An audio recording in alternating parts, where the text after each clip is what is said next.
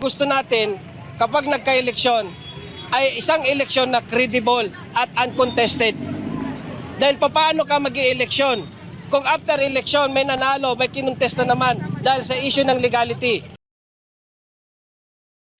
Isang grupo ng mga Bangsamoro leader at peace advocates ang dumulog sa Korte Suprema upang questionin ang ilang kontrobersyal na hakbang ng Bangsamoro Autonomous Region in Muslim Mindanao o BARM. Ayon sa Save Bangsamoro Movement, nakataya hindi lamang ang nalalapit na parliamentary elections, kundi pati ang matagal nang pinaghirapang kapayapaan sa Mindanao. Si Aaron Rojas magbabalita.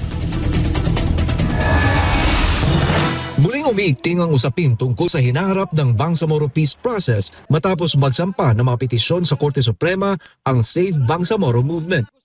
Ayon kay Dato Tux bin Abdul Rahman, organizer ng grupo, layunin nilang matiyak na magiging malinis, likal at hindi makukwestiyon ang kauna-unang parliamentary election sa BARM. Gusto natin, kapag nagka-eleksyon, ay isang eleksyon na credible at uncontested. Dahil paano ka mag-i-eleksyon? Kung after election may nanalo, may kinuntest na naman dahil sa issue ng legality. 4 na petisyon na ang inihain ng grupo sa Korte Suprema.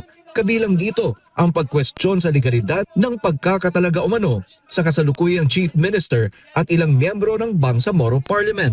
Ayon kay Abdul Rahman, bagamat may kapangyarihan ang Pangulo na magtalaga ng mga opisyal, dapat pa ring sundin ang prosesong nakasaad sa peace agreement sa pagitan ng gobyerno at Moro Islamic Liberation Front o MILF. Ang sinasabi sa peace agreement, it should be nominated by the MILF Central Committee.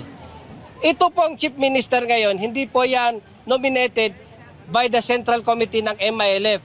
Kasama rin sa mga kinestyon ng grupo ang umunay redistricting o muling paghahati ng mga distrito sa BARM. Ayon sa kanila, may mga distritong nilikha umano na hindi magkakadikit o contiguous, bagay na maituturing nilang paglabag sa prinsipyo ng representasyon. Tinawag pa ito ni Abdul Rahman ng mga flying municipalities. Kung dito sa Manila merong flying voters, doon sa amin, flying municipalities. Yung munisipyo mismong lumilipad para lang may pasok sa isang distrito. Ngunit ayon sa grupo, higit sa politika, kapayapaan ang tunay na kataya sa usapin.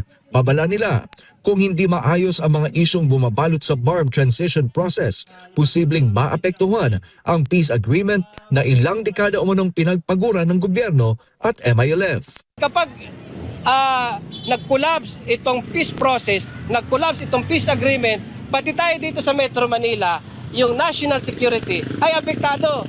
Ayon pa sa grupo, hindi pa rin umano ganap na natatapos ang normalization process at may mahalagang kasunduan na hindi pa lubusang naipatutupad.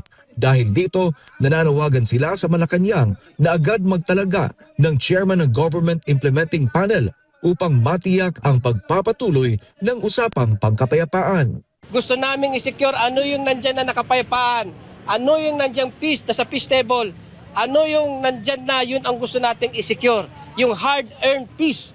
Sa ngayon, hinihintay pa ang magiging aksyon ng Korte Suprema sa mga petisyong inihain ng grupo.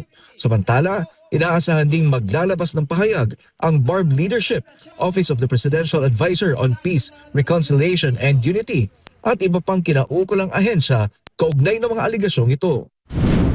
Kung kapayapaan ang nakataya, malaking hamon ngayon sa pamahalaan kung paano mapanatili ang tiwala ng mga stakeholder habang papalapit ang kauna-unahang parliamentary elections sa Bangsamoro Region. Isang usapin ito na hindi lamang mahalaga para sa Mindanao, kundi para sa buong bansa.